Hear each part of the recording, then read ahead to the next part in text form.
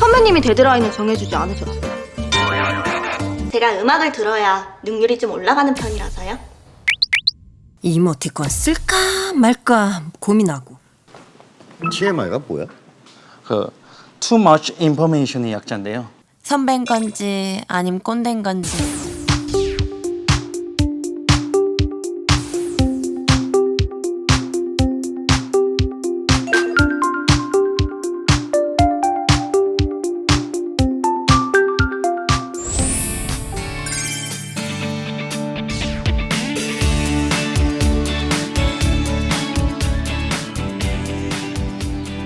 제가 알고 있는 이 새로운 세대에 대한 이야기를 여러분들이랑 함께 나눠보려고 합니다. 그들이 누구이고, 그리고 그들은 어떠한 가치를 가지고 있고, 또 그들과 더불어 살려면, 또 그들과 함께 미래를 만들려면은 기성세대가 또 어떠한 생각의 각을 바꾸면 좋을지, 이런 부분에 대한 이야기를 드리려고 합니다. 사실 어느 시대나 새로운 세대는 늘 있었습니다. 우스갯소리로 조선시대에도 요즘 아이들은 버릇이 없다, 이런 이야기가 있지 않았습니까? 왜 그럼 지금 저희가 이 새로운 세대에 대해서 조금 더 이렇게 부산을 떠느냐? 거기에는 굉장히 큰 어떤 역사적인 단절의 사건이 있습니다. 바로 디지털라이제이션이 되겠죠. 이 디지털라이제이션이라는 것은 모든 아날로그에서 디지털로 옮겨간, 이러다 보니 지금의 젊은 친구들은 어쩌면 눈을 뜨면서 아이패드를 넘기면서 성장해온 그런 세대이다 보니 그들이 커뮤니케이션 하는 방식, 그들이 사람과 타인과 관계를 맺는 방식, 나아가서 이 세상을 보는 방식은 기존의 아날로그적인 관점이랑은 많은 차이가 있습니다. 저는 그들을 고양이 컨슈머라고 불렀습니다. 관찰할수록 고양이 같은 거예요.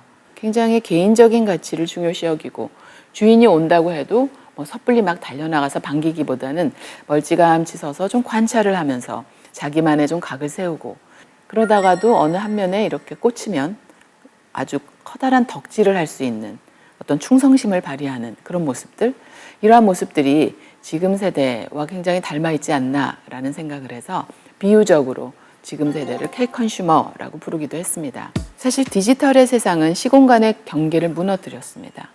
그러니까 이것이 옛날 것, 이것은 저 멀리 떨어져 있는 것이 아니라 디지털의 세상 속에서는 컴퓨터 안에, 인터넷에, 어떤 SNS에 나의 눈앞에 펼쳐지면은 그것이 현재가 되는 것이죠.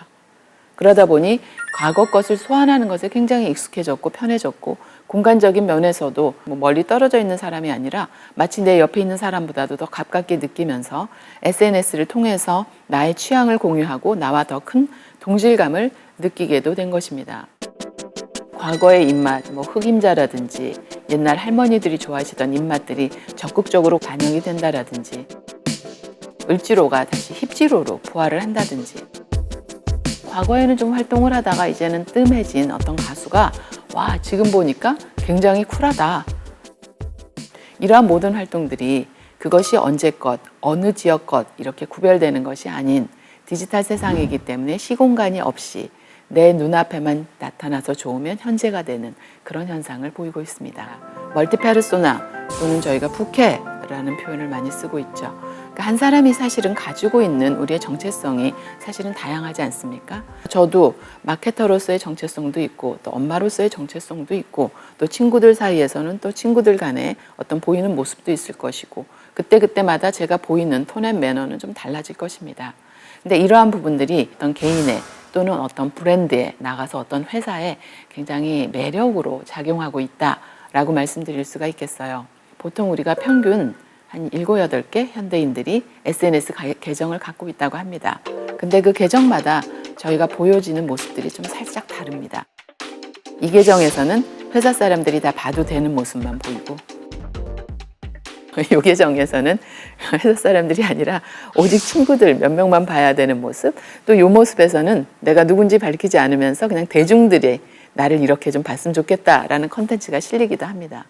어떻게 보면 자연스럽고 굉장히 경쟁력 있는 모습이죠. 지금 젊은 사람들은 어떤 나이가 많거나 아니면은 어떤 사회적인 지위가 높은 사람들에 대한 권위를 무조건 인정을 안 한다, 그런 개념이 아니라 카리스마를 여전히 인정을 하는데 그 카리스마를 느끼는 대상이 달라진 거죠.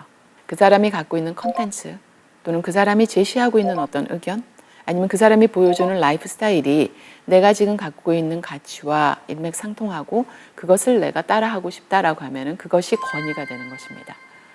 그러니까 그 사람이 얼만큼 유명하냐, 아니면 그 사람이 얼만큼 배웠거나 지금 지위가 높으냐라는 것에 대한 영향력이 매우 줄어들었죠. 거기서 나오는 현상들이 우리가 소위 말하는 인플루언서.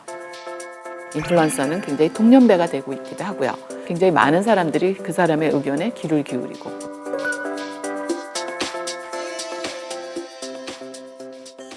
이러한 변화가 저한테도 굉장히 큰 영향을 줬어요. 저의 후배들이 저의 멘토가 된 지가 꽤 됐습니다. 그 생각의 경계선을 무너뜨리면서 새로운 생각을 가지고 오는 사람들이 어느 순간 굉장히 많은 후배들이 됐다라는 것이 이런 어떤 수평적인 사회의 수평적인 가치의 어떤 파워가 올라가는 하나의 또 현상이 아닌가라는 생각을 하게 됩니다. 나는 생각한다, 고로 나는 존재한다의 시대가 아니라 나는 보여진다, 고로 나는 존재한다의 시대로 왔다고 많은 학자들이 얘기하고 있습니다. 그래서 인스타그래머블이라고 들어보셨죠? 그러니까 모든 것이 보기 좋아야 된다.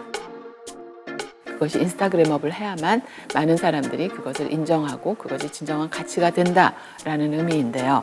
어떤 비주얼한 부분에 대한 영향력이 매우 커진 것, 이 부분이 또 존재감의 확대라는 부분의 현상입니다.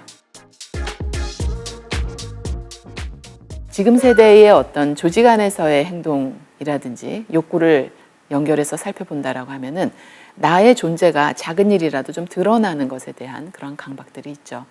어릴 때부터 댓글이나 좋아요를 눌렀던 세대이기 때문에 자신의 의견을 표현하는 일에도 훨씬 더 적극적일 수 있고요. 그래서 이러한 부분들이 어떤 나의 존재감이라는 부분, 나의 개인적 취향이라는 부분, 이러한 부분들이 굉장히 중요한 또 하나의 어떤 트렌드가 되고 있습니다. 사회적인 부분이나 정치적인 부분이나 아니면 사회적 약자에 관한 부분이라든지 이런 부분에 대한 나의 의견을 표현하고 그리고 그것을 규합하는 것에 매우 적극적입니다. 어떤 기후에 대한 거라든지 쓰레기에 관한 이 어떤 환경에 대한 그러한 이슈에 대해서도 굉장한 나의 개념을 드러내고 나아가서는 당신의 의견은 뭡니까? 라고 묻는 것이 보다 적극적이 되고 보다 중요한 패러다임으로 부상하고 있습니다. 근데 지금까지는 사실 이제 기성세대가 조금 더 MZ세대를 이해하는 쪽으로 많이 포커스가 맞춰져 있잖아요. 반대로 MZ세대들에게 기성세대를 이해하기 위한 좀 조언을 해주신다면 좀 어떤 이야기를 하고 싶으세요? 저도 이렇게 특강을 하다 보면은 그 기성세대 분들이 왜 맨날 우리만 MZ 강의를 들어야 되냐. 네. 그들도 좀 우리에 대한 강의를 좀 해달라. 네네. 뭐 이런 좀 요청을 하세요. 그래서 우리의 생각과 우리가 왜 그렇게 말할 수밖에 없는지에 대한 배경을 그들도 알아야 된다. 그래서 제가 그때마다 드리는 말씀이 맞는 말씀이다. 그래서 중간에 만나야 되지만 어쨌든 객관적으로 놓고 봤을 때는 그들이 미래고 그들이 다가오고 있는 가치라고 하면은 이게 다가오는 가치에 우리가 가는 게 맞지 이미 지나간 가치에 사람들을 불러 모으는 건 아니지 않느냐. 다만 제가 MZ분들한테는 그런 말씀 많이 드려요. 지나간 가치라든지 아니면은 단절되어 있는 불필요한 생각이라는 게 아니라 분명히 그 안에서도 변하지 않는 어떤 노하우는 분명히 있거든요. 특히 제가 지금의 MZ들을 보면은 어떻게 보면 멘토가 좀 사라졌어요. 과거보다. 그러니까 과거에는 그래도 듣기 좋든 싫든 회사에서 막 잔소리하는 상사도 있고 사수라고 해가지고 옆에 앉혀놓고 막 가르치고 뭐 선후배도 더 끈끈했고요. 근데 지금은 사실 안 그렇거든요. 사실은 이게 외로운 거예요. 어떻게 보면. 그리고 우리 젊은 친구들이 어쨌든 그렇게 강제적으로 인풋을 받으면서 걸을 거 거르고 그래도 배울 거 배우고 내가 활용할 건 활용했었는데 그게 좀 끊기다 보니까 그래서 지금 자꾸 유튜브로 가서 그냥 거기에서 그냥 그런가 보다 저런가 보다 하면서 더 방황하게 되는 것 같아요. 그래서 제가 MZ들한테 조언 드리고 싶은 건 보석같이 여러분이 레퍼런스 할 수 있는 사람은 있어요. 그러니까 그걸 꼭 거창하게 뭐 멘토다 뭐 이렇게 보기보다는 그분이 갖고 있는 어떤 노하우를 나는 레퍼런스 하겠다. 회사 안에서도 이분이 말하는 커뮤니케이션 스킬은 내가 카피해야지. 뭐 이분이 얘기하고 있는 윗사람을 관리하는 능력, 요건 내가 카피해야지. 약간 이런 식으로 나를 위해서 그 노하우를 좀 습득하는 게 어떨지 저는 그런 조언을 드리고 싶어요. 바이미 신드롬이라고 들어보셨나요? 나로 인해서 잘 됐다. 예를 들어서 어떤 아이돌 그룹의 경우에도 이 아이돌 그룹이 이렇게 잘 되는 데는 나의 지분도 있어 라는 프라이드.